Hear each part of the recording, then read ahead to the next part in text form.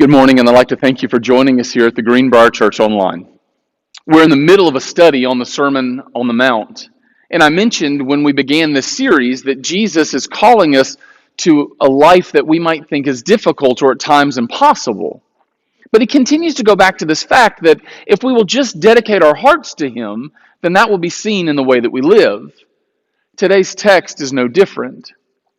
As I was studying for our time together this morning, I ran across a story from Randy Harris that he likes to use with his students in his ethics class at Abilene Christian University. I thought it might be a good place for us to begin as well as we struggle with this section in the X-rated sermon that Jesus preaches to his disciples. Suppose it's your last semester of school and you're ready to graduate with a degree in accounting.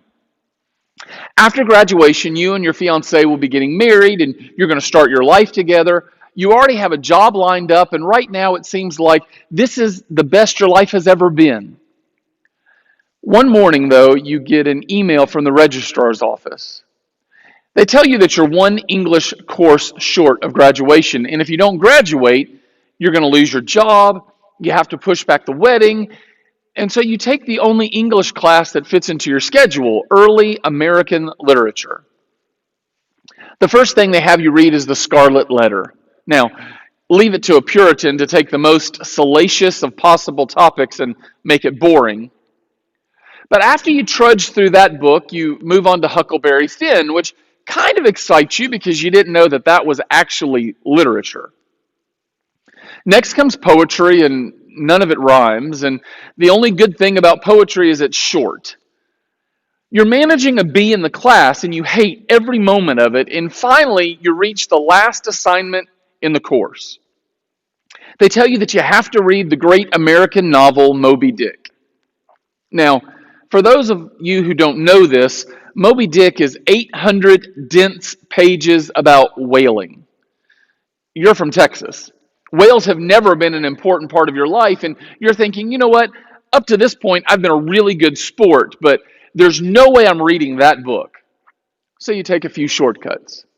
You read the Cliff Notes versions and you tell yourself that's okay because the person who wrote the Cliff Notes would understand the book better than you would anyway. But you don't stop there. You even watch the movie. Actually, you watch both of them. You watch the one with Gregory Peck and the one with the guy from Star Trek.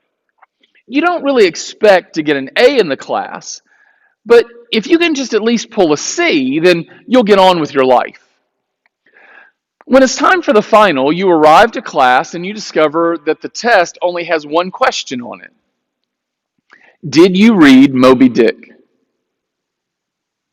You know immediately when you read that question that if you answer it truthfully, you're going to get a 0 on the final. You're going to fail the course. You're not going to graduate. You won't get that job you had lined up. And that person who is going to marry you is probably going to be pretty upset. So the question is, do you tell the truth in that situation? Randy says that after years of using that example, he assumes that probably 95% of his students admit that they would lie. And he's not really sure about the truthfulness of the other 5%. He also says that every student who answers that question immediately wants to justify why it's okay to lie on the test. They say you can read the book later and just claim that you've read it now, or you're planning on being an accountant, not a literature professor, so this is actually a victimless crime, or God really wants me to marry this person and he wants me to get the job and make money so that we can give money to the poor. The truth is we've become very adept for justifying any choice that we want to make. I tell you the story, you say, well, that happens out there in Abilene, Texas, but I wonder about closer to home, or actually closer to your home. What would you do if you were taking that test?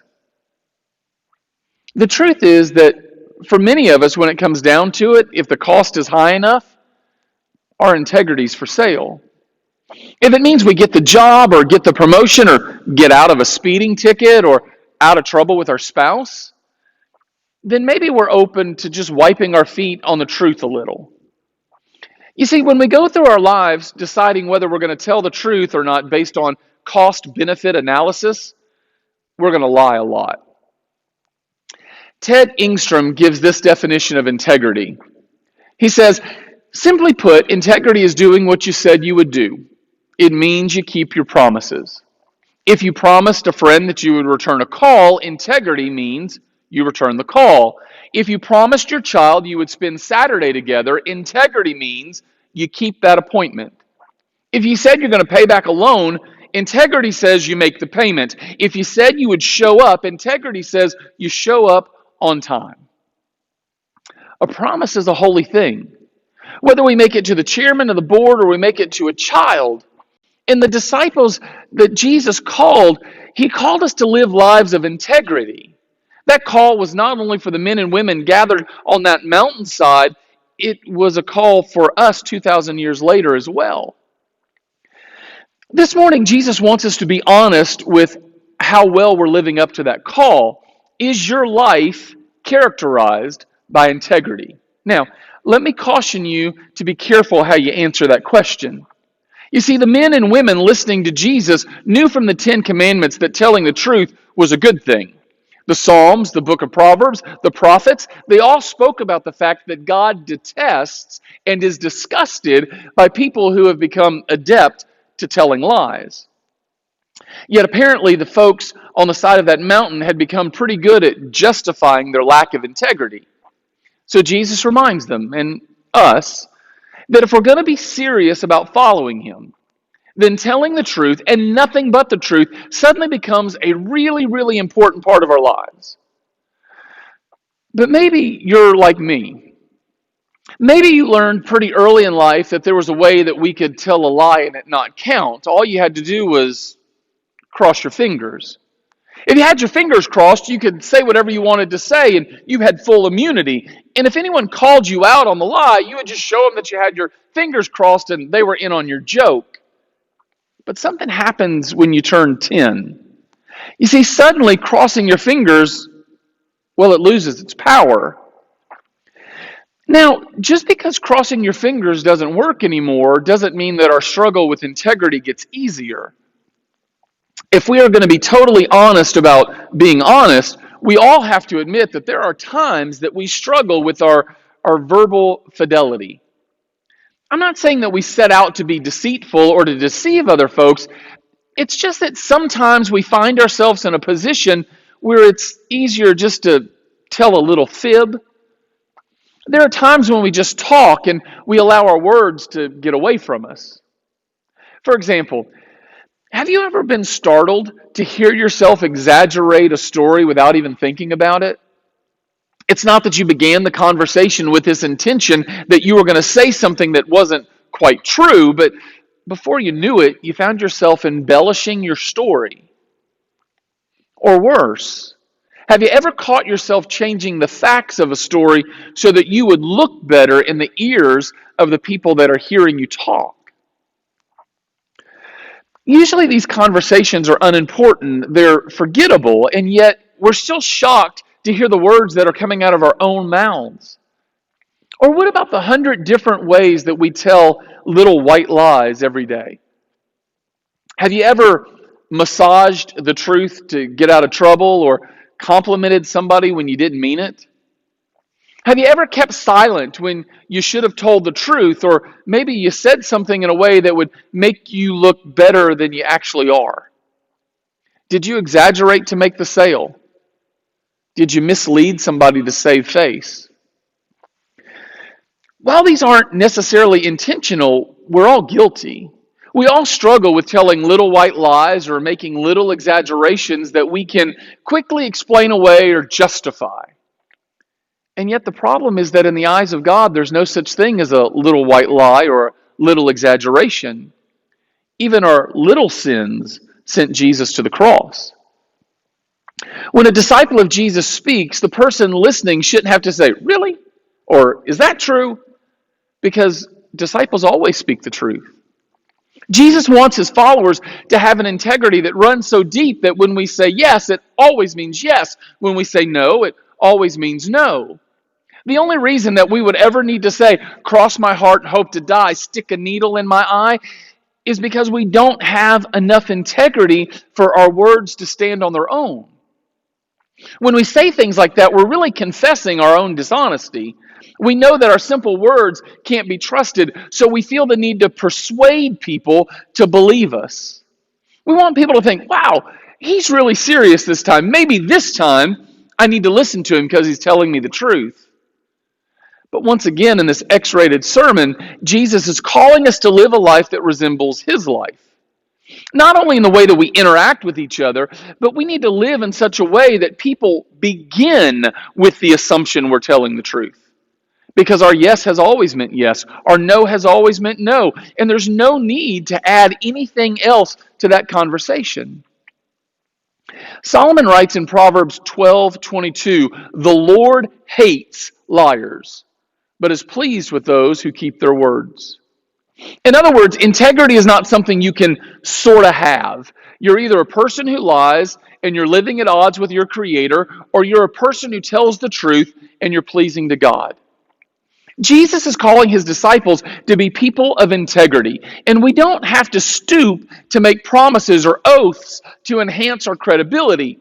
As a disciple of Christ, we should have so much integrity that whatever we say is absolutely believable and dependable. Your whole life should be a glimmering testimony of honesty and truthfulness. You should live as if you were under oath before God every second of the day.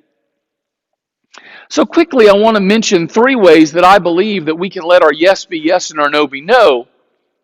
And I think it all starts with the ability to admit our struggle. When we talk about the way that we talk, it's really easy to deceive ourselves and to think, you know what, this is a piece of cake. All you have to do is back up your words with action. That's easy. Well, let's take just a moment to probe. If you're in the middle of a story and you recognize that you've begun to exaggerate or color your story in a way that's not exactly true, what do? Do you continue to tell the story, or do you go, you know what, that wasn't exactly right, or I might have made you believe something that wasn't true, and correct it? Or maybe after you've committed a sin, you got mad at yourself and you said, God, I am so sorry. I need your forgiveness, and I promise you that I will never commit that sin again. How are you doing with that promise? Have you ever told somebody that you would pray for them because it sounds like the Christian thing to say, and then forgot to pray for them? Have you ever gone back and checked on that situation to let them know that you were praying for them? I admit that this is one of my struggles, because there are a lot of times that somebody will ask me in passing to pray for them or to check on somebody, and I'm halfway paying attention, and I say, yeah, sure, I'll be more than happy to do that. And the problem is, if you ask me to do something, you're paying full attention. You're depending on me to keep my promise, a promise that I made, but I didn't pay attention to. So I end up not doing what I said I was going to do. I'm horrible at that. So oftentimes I have to take my phone out and immediately set a reminder to help me remember what I promised to do. It's not that I have any intention of lying or I don't want to follow through on my promise. It's just that I'm better at forgetting than I am at remembering. I imagine you are as well. God is not shocked or surprised that we struggle. That's why God seems to constantly talk about the way that we talk. I think what actually shocks God is our refusal to seek out forgiveness, because we would rather justify our sins than find forgiveness of our sins. John writes, if we confess our sins, he's faithful and just to forgive our sins, to cleanse us from all unrighteousness. That includes our little white lies, our plain old fibs, and all of our verbal infidelities. Secondly, we need to learn to monitor our promises. Reliability breeds credibility. So can others trust you to follow through on what you say you're going to do? David writes in Psalms 15:4 that a righteous person keeps their promises to their neighbors even when it hurts. Does that describe you? Do you keep your promises no matter how small, even when it hurts? There's not a person listening this morning that has a problem keeping their promises when life is easy, or when we'll get some kind of benefit from keeping those promises. I mean, you'd have to be unbalanced to struggle keeping your word when you receive a benefit from it. But how about when the conditions have changed and the promise is no longer a benefit to me or to you? Now that promise is a struggle. Do you keep your promise and honor your word? Or do you find a way to get out of what you committed yourself to? When having integrity is easy, I'm not really sure that's integrity. Authentic integrity only comes when being honest is difficult and costs us something. It's easy to have integrity when it brings success. The question that we all struggle with is, are we willing to have integrity when it leads us to a cross? Finally, I think Jesus is teaching us that we have to examine our motives. Truthfulness means having honesty in our conversations. It also means having integrity in our character. I like what Ann Hibbard writes about character. She says, the test of character comes when being truthful endangers what you want. We need to examine our motives very carefully. What do you really want? Do we want success even at the expense of our relationships? Do we desire acceptance even if it means being less truthful? Will we do whatever it takes to get what we really want in life? You see, that's why we have to examine our motives. I know I'm still a work in progress. I would imagine that you would say the same thing about yourself. But as disciples of Christ, we claim that our deepest desire in life is to be like Christ, to walk like Christ. Every time we gather at the table, we're making the claim we want to be his disciple. When we take the emblems, the bread reminds us of his body. The cup reminds us of his blood that covers us when we fall short. It's at the table that we meet Jesus, who offers us grace and forgiveness when we fail to live up to the desires of our heart. So this morning, we're thankful for the chance to gather at the tables, where we can find forgiveness of the words that we speak.